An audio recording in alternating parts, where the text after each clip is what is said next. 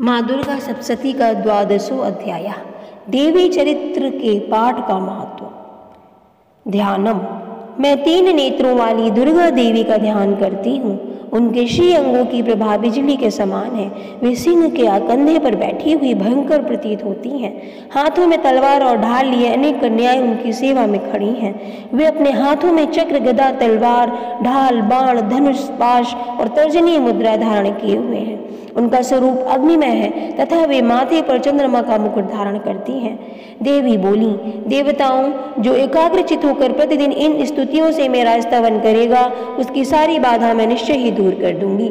जो मधुकैटभ का नाश, महिषासुर का वध तथा शुम्भ के संहार के प्रसंग का पाठ करेंगे तथा अष्टमी, चतुर्दशी व नवमी को भी जो एकाग्रचित होकर भक्तिपूर्वक मेरे उत्तम महात्म्य का श्रवण करेंगे, उन्हें कोई पाप नहीं छू सकेगा। उन पर पाप जनित आपत्तियां भी नहीं आएंगी। उनके घर में कभी दरिद्रता नहीं होगी तथा उनको कभी प्रेमी जनों के विछोह का कष्ट भी नहीं भोगना पड़ेगा। इतना ही नहीं, उन्हें शत्रु से, लुटेरों से, राजा से, शस्त्र से, अग्नि से, जल की राशि से भी कभी भय नहीं होगा। इसलिए सबको एकाग्रचित होकर भक्ति पूर्वक मेरे इस महात्म्य को सदा पढ़ना और सुनना चाहिए। यह परम कल्याणकारक है। मेरा महात्म्य महामारी जनित समस्त उपद्रवों तथा आध्यात्मिक आदि तीनों प्रकार के उत्पातों को शांत करने वाला है। मेरे जिस मंदिर में प्रतिदिन विधि पूर्वक मेरे इस महात्म्य का पाठ किया जाता है, उस स्थान को मैं कभी नहीं छोड़ती। वहाँ सदा ही मेरा सन्निधान बना रहता है। बलिदान, पूजा, होम तथा महोत्सव के अवसरों पर मेरे इस चरित्र का पूरा पाठ और श्रवण करना चाहिए। ऐसा करने पर मनुष्य विधि को जानकर या बिना जाने भी मेरे लिए जो बलि, पूजा या होम आदि करेगा, उसे मैं बड़ी प्रसन्नता के साथ ग्रहण करूंगी।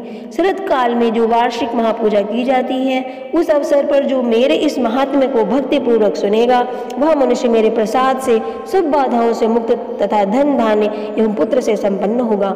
इसमें तनिक भी संदेह नहीं है।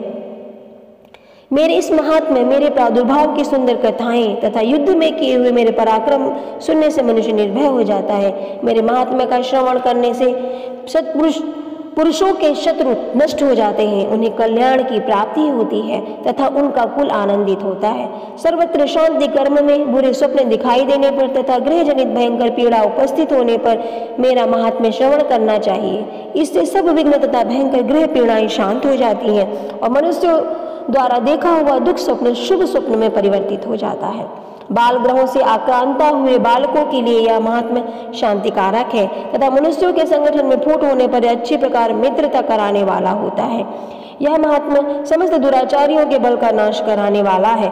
इसके पाठ मात्र से राक्षसों, भूतों और पिशाचों का नाश हो जाता है। मेरा यह सब महात्म्य मेरे समीप की प्राप्ति कराने वाला है।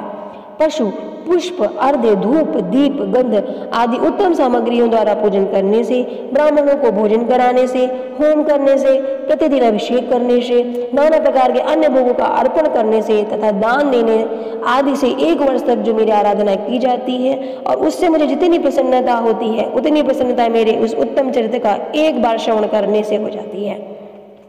यह महात्म्य श्रवण करने पर पापों को हर लेता है और आरोग्य प्रदान करता है। मेरे प्रादुर्भाव का कीर्तन समस्त भूतों से रक्षा करता है तथा मेरा युद्ध विषयक चरित्र दुष्ट दैत्यों का संहार करने वाला है। इसके श्रवण करने पर मनुष्यों को शत्रु का भय नहीं रहता। देवताओं, तुमने और महर्षियों ने जो मेरी स्तुतियां की हैं तथा ब्रह्मा जी ने जो स्तुतियां की हैं, वे सभी कल्याणमयी बुद्धि प्रदान करती हैं। वन में, सूने मार्ग में अथवा दवानल से घिर जाने पर, निर्जन स्थान पर लुटेरों के दांव में पड़ जाने पर, या शत्रुओं के पकड़े जाने पर अथवा जंगल में सिंह, व्याघ्र और जंगली हाथियों का पीछा करने पर, कुपित राजा के आदेश से वध तथा बंधन के स्थान में लिए जाने पर अथवा महासागर में नाव पर बैठने के बाद भारी तूफान से नाव के डगमग हो जाने पर और अत्यंत भयंकर युद्ध में शास्त्रों का प्रहार होने पर अथवा वेद वेदना से पीड़ित होने पर कि बहुना सभी भयानक बाधाओं के उपस्थित होने पर जो मेरे इस चरित्र का स्मरण करता है, वह मनुष्य संकट से मुक्त हो जाता है। मेरे प्रभाव से सिंह आदि हिंसक जंतु नष्ट हो जाते हैं तथा लुटेरे और शत्रु भी मेरे चरित्र का स्मरण करने वाले पुरुष से दूर भागते हैं। ऋषि कहते हैं,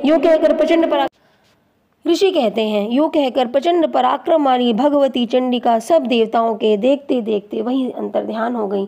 फिर समस्त देवता भी शत्रुओं के मारे जाने से निर्भय हो पहले की भांति यज्ञ भाग का उपयोग करने लगे और अपने अपने अधिकार का पालन करने लगे। संसार का विध्वंस करने वाले महाभयंकर अतुल पराक्रमी देव शत्रु शुंभ तथा महाबली निशुंभ के युद्ध में देवी द्वारा मारे जाने पर शेष दैत्य पाताल लोक में चले आए। राजन, इस प्रकार भगवती अंबिका देवी नित्य होते हुए भी पुनः पुनः प्रकट होते हुए जगत की रक्षा करती हैं। वे इस संसार इस विश्व को मोहित करती हैं। वे इस जगत को जन्म देती हैं तथा वे ही प्रार्थना करने पर संतुष्ट हो विज्ञान एवं समृद्धि प्रदान करती हैं। राजन, महाप्रलय के समय महामारी का स्वरूप धारण करने वाली वे महाकाली ही इस समस्त ब्रह्मांड में व्याप्त हैं। वे ही समय समय पर महामारी होती हैं और वे ही स्वयं अजन्मा होते हुए भी सृष्टि के रूप में प्रकट होती हैं। वे सनातनी देवी ही समय अनुसार संपूर्ण भूतों की रक्षा करती हैं। मनुष्यों के अभ्युदय के समय वे ही घर में लक्ष्मी के रूप में स्थित हो उन्नति प्रदान करती हैं और वे ही अभाव के समय दरिद्रता बनकर विनाश का कारण होती हैं। पुष्प, धूप और गंध आदि से पूजन करके उनकी स्तुति करने पर वे धन, पुत्र, धार्मिक बुद्धि तथा उत्तम गति प्रदान करती हैं। इस प्रकार श्री मार्कंडेय पुराण में सावर्णिक मनवंतर की कथा के अंतर्गत देवी महात्म्य में फल स्तुति नामक 12वां अध्याय पूरा हुआ।